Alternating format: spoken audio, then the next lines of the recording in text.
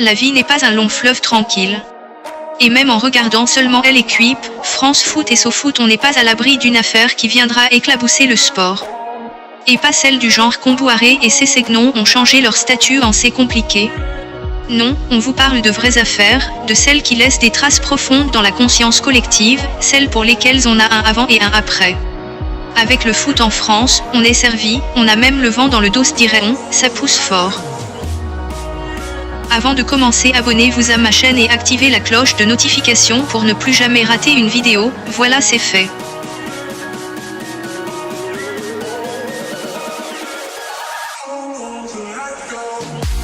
Emmanuel Eboué. Ruiné financièrement après son divorce, l'ancien défenseur d'Arsenal, Emmanuel Eboué, lutte désormais pour sa survie. La superstar ivoirienne dort à même le sol chez son ami, lave ses vêtements à la main et passe son temps à voyager pour esquiver les huissiers. Âgé de 34 ans aujourd'hui, Emmanuel Eboué a révélé que face à cette situation, il a pensé plusieurs fois au suicide. Lors d'une interview accordée à Mirror, le joueur a raconté comment son récent divorce avec sa femme Aurélie, avec qui il a 2 filles, Clara et Maëva âgées de 14 ans et 12 ans, l'a laissé à la rue. Face à cette situation, Eboué a demandé de l'aide. Je n'ai pas vu mes enfants depuis 6 mois, j'ai même pensé au suicide. Je veux que Dieu me vienne en aide. Lui seul peut m'ôter ces pensées de mon esprit. J'accepterai de l'aide de n'importe où, a assuré le natif d'Abidjan. Un cri de cœur qui a été très rapidement entendu. J'ai le cœur qui saigne parce que je ne mérite pas ça. Avec tout ce que j'ai gagné, avec les trophées que j'ai remportés avec Arsenal et Galatasaray. Et aujourd'hui, me voir ainsi, c'est difficile. C'est difficile, je n'ai pas souhaité ça, mais bon, c'est arrivé. C'est quand que tu t'es rendu compte que tu n'avais plus d'argent? C'est la conséquence de mon divorce. Un jour, moi-même, je suis parti à la banque pour me renseigner. Et c'est là que je me suis rendu compte que il n'y avait plus d'argent sur le compte. Comment tu as réagi à ce moment-là? En fait, je ne croyais pas. Je ne croyais pas. Et je ne peux pas penser, une fois que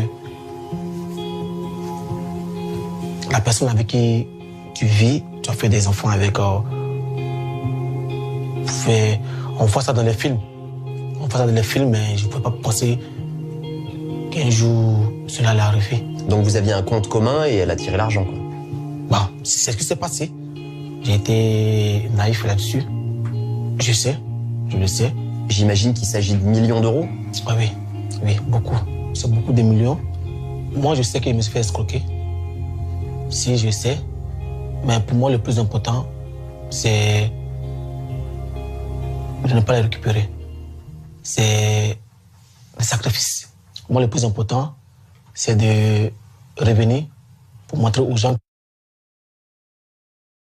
que ce qu'ils pensent, ce n'est pas vrai. Que moi, j'ai encore le talent, j'ai la rage. J'ai la rage de revenir sur le terrain. Même si tu me trouves un club à Bagdad ou bien au Pakistan, je vais aller parce que moi, j'ai envie de jouer. Galatasaray prêt à lui donner un poste. Récemment de retour à la tête de Galatasaray, Fatih Terim a été touché par les déboires de son ancien élément. On m'a parlé d'Eboué dans les vestiaires. On fera tout ce qui est de notre ressort pour lui, a assuré le technicien turc. D'après les médias locaux, Galatasaray, sur la demande de Terim, serait prêt à lui proposer de devenir l'entraîneur adjoint des U14 du club Stabouliot. Un joli cadeau pour Eboué en ce jour de Noël. Zaya et les Bleus, 2010. La dénommée Zaya Dehar, aujourd'hui styliste de lingerie féminine, est devenue célèbre grâce à son activité d'escort girl auprès de footballeurs internationaux. Zaya affirme avoir eu des relations sexuelles tarifées avec certains joueurs de l'équipe de France, dont Benzema et Ribéry. Mais le vrai problème est que la jeune femme était mineure au moment des faits, ce qui est réprimé par la loi française. Franck Ribéry a été mis en examen dans cette affaire et sa réputation salement écornée. Cependant, l'affaire est restée clos. C'est l'un des plus gros scandales qu'a pu avoir le football. Serge Aurier et Laurent Blanc. Serge Aurier, arrière droit du club de football du Paris Saint-Germain, avait été mis à pied le 14 février 2016 après une vidéo en direct sur l'application Periscope où l'Ivoirien y traite l'entraîneur Laurent Blanc de fiotte et compare son coéquipier d'alors Zlatan Ibrahimovic à une gentille bête. Quelques mois plus tard, le 30 mai, il est arrêté pour insultes, outrages et violences légères envers des policiers de la BAC, à la sortie d'une boîte de nuit parisienne.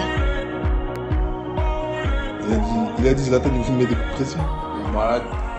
Jamais. Oh, quand tu regardes ma gueule, mon frère, tu penses qu'il peut me mettre un coup de pression, lui? T'as un fou, toi, quoi?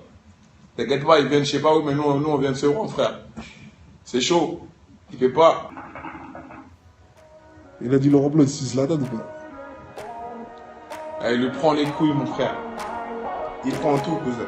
Trappe ou Cyril, sérieusement. Le 26 septembre, le tribunal correctionnel de Paris le condamne à 2 mois de prison ferme. Une peine aménageable, à laquelle il fait appel, il ne connaîtra pas la détention. Cristiano Ronaldo. Oliver Mellor, un acteur britannique, aurait adressé un message d'avertissement à la superstar portugaise. Ce dernier l'accuse d'avoir envoyé des messages étranges à sa fiancée, Sexy Ryan Soutjan.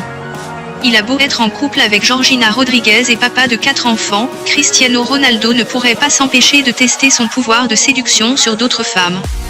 Sugden, âgé de 31 ans, est devenu l'ami de Ronaldo en 2009, mais depuis quelque temps, le joueur serait devenu obsédé par le mannequin. Il lui aurait demandé de l'appeler sur Facebook et Messenger pendant qu'il logeait dans un hôtel. « Je ne peux pas te parler ce soir, désolé. Je dois sortir retrouver mon fiancé et je doute qu'il apprécierait que je t'appelle à 23h, lui aurait-elle répondu. Une source a confié à The Sun que le joueur emmerderait Sugden avec des messages. Ils sont de bons amis mais parfois, ça devient bizarre entre eux. Elle lui a dit plusieurs fois qu'elle avait un fiancé mais Cristiano ne semble pas s'en soucier. Quand son fiancé a découvert la situation, il a envoyé un message à Cristiano lui demandant d'arrêter cela tout de suite. Depuis lors, il a effacé toutes ses conversations avec Soutjan, a déclaré la source. La sextape de Mathieu Valbuena. En juin 2015, le milieu de terrain de l'équipe de France Mathieu Valbuena est victime de chantage. Des individus lui réclament entre 100 000 et 150 000 pour ne pas diffuser une sextape le mettant en scène. La justice française suspecte Karim Benzema, son équipier en équipe de France et par ailleurs attaquant vedette du Real Madrid, d'avoir fait pression sur Mathieu Valbuena pour qu'il paie cette somme à un individu qui n'est autre qu'un ami d'enfance de Benzema. Cette affaire aura pour conséquence que ni Valbuena ni Benzema ne participent à l'Euro 2016 avec la France. Voilà, c'est tout pour cette vidéo. Lequel de ces scandales vous a le plus choqué ? N'oubliez pas de mettre un petit pouce en l'air si vous avez aimé la vidéo et de vous abonner à ma chaîne. David fait des tops, une vidéo chaque jour.